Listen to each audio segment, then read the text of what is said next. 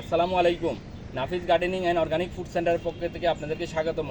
বন্ধুরা, আমরা যারা কৃষক বা বাগানি রয়েছি, বিশেষ করে আমাদের যারা ছাদ বাগানি রয়েছে, আমাদের বাগানে বিভিন্ন পোকামাকড়, পিঁপড়া, সাদামাছি, জাপ পোকা, বিভিন্ন পোকার আক্রমণ, সাদামাছি, জাপ পোকা, মিলিবাগের আক্রমণ, আমাদের গাছের পাউডারি মিলডিউ ইত্যাদি আক্রমণে গাছের বৃদ্ধি ব্যাহত হয়, গাছের বৃদ্ধি বন্ধ হয়ে যায়, ফলন কমে যায়।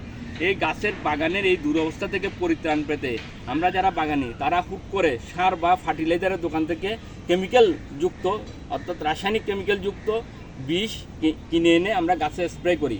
অথচ এই বিষ গাছে স্প্রে করা, বিশেষ করে আমাদের সবজি গাছগুলোতে স্প্রে করা মারাত্মক। তো আমরা যারা গাছে স্প্রে করি, আমাদের ফল গাছগুলোতে নিয়ম হচ্ছে 10 থেকে 15 দিন এই সবজি খাওয়া যাবে না, এই ফলমূল খাওয়া যাবে না।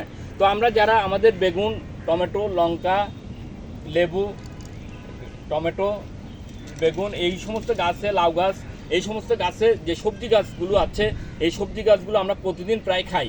তো আমরা এই সবজি গাছগুলোতে আমরা যতদূর সম্ভব রাসায়নিক কেমিক্যাল অর্থাৎ পুরোপুরি বিষমুক্ত হয় না, তো আমরা পুরোপুরি বিষমুক্ত কেমিক্যাল অ্যাভয়েড করার চেষ্টা করব। বিশেষ করে আমরা যারা সবজি ছাদ বাগানি রয়েছি, আমরা সবজি গাছগুলোতে প্রতিদিন আমরা খাই বিদায় আমরা চেষ্টা করব এই ধরনের বিষ অ্যাভয়েড করে আমরা অর্গানিক, একদম পুরা অর্গানিক নিম কীটনাশক, নিম তেল, এটি হচ্ছে যে নিম কীটনাশক বা নিম তেল, নিম ফাঙ্গিসাইড আমরা ইউজ করব। এই নিম ফাঙ্গিসাইড ইউজ করলে আপনারা আপনাদের সবজি গাছগুলোতে যে বিভিন্ন রোগার কীটনাশকের আক্রমণ বন্ধ হয়ে যাবে এবং সবজিগুলো অনায়াসে খেতে পারবেন, ফলমূলগুলো অনায়াসে খেতে পারবেন। তো আমরা এই নিম কীটনাশক ব্যবহার করার পদ্ধতিটা আপনাদেরকে দেখাচ্ছি, কিভাবে আপনারা গাছে স্প্রে করে দিবেন আমি দেখাচ্ছি। আমি অর্গানিক নিম তেল, নিম কীটনাশক ইউজ করার জন্য আমি নিয়েছি 1/2 লিটারের মতো পানি। আমার গাছ যেহেতু কম, আমি সবজি গাছগুলোতে প্রয়োগ করার জন্য 1/2 লিটার পানি নিয়েছি। 1/2 লিটার পানিতে এই নিম তেল বা নিম কীটনাশক আমি ইউজ করব।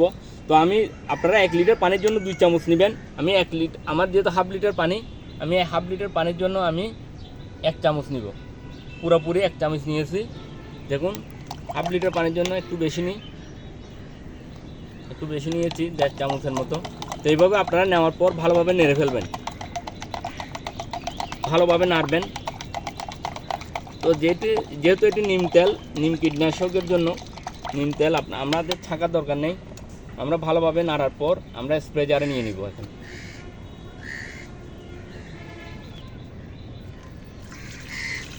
বন্ধুরা, আমরা স্প্রে জারে নিয়ে নিচ্ছি। এটি ছাঁকতে হবে না,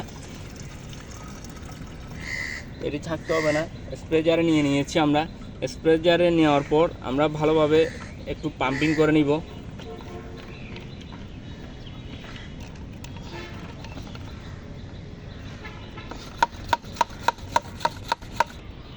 আমাদের এই নিম তেল, নিম কীটনাশক শক্তিশালী ফাঙ্গিসাইড তৈরি হয়ে গেছে। আমরা আমাদের যে সবজি গাছ, বিশেষ করে ছাদ বাগানে বেগুন, টমেটো, লাউ গাছ, আমরা আমাদের এই বেগুন গাছে প্রয়োগ করতেছি।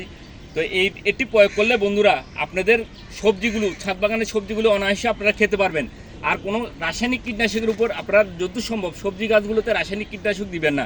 তো আপনারা এইভাবে গাছে স্প্রে করে দিলে আপনাদের বেগুন গাছগুলো, তো দেখুন মাশাআল্লাহ এখানে অনেক বেগুনের ছোটো ছোটো বেগুন ধরেছে, ছোটো ছোটো বেগুন আসছে। তো আমরা এখন এগুলো যদি এভাবে স্প্রে করে দিই, আমরা বেগুন খেতে আর সমস্যা হবে না। পাশাপাশি আমাদের যে ফল গাছগুলো রয়েছে, এটা আমার ভিয়েতনামি মালটা গাছও আমি প্রয়োগ করে দিচ্ছি। তো আমার গাছে প্রচুর ফলন। তো এগুলো ইনশাল্লাহ আমি কিছুদিন পর ম্যাচিউর হলে খেতে পারবো। তো আপনাদের গাছে স্প্রে করে দিবেন। আপনারাও ফল খেতে আপনারা রাসায়নিক কেমিক্যাল যত সম্ভব অ্যাভয়েড করবেন, নিম কীটনাশক ইউজ করবেন। নিম কীটনাশক ইউজ করলে আপনার ফল, সবজি, শাকসবজি খেতে আর কোনো অসুবিধা হবে না। এভাবে গাছ ভর্তি স্প্রে করে দিবেন, ইনশাল্লাহ ভালো ফলন হবে, পোকামাকড়ের আক্রমণ বন্ধ হয়ে যাবে। তো এইভাবে আপনারা স্প্রে করে দেবেন বন্ধুরা। আল্লাহ হাফেজ।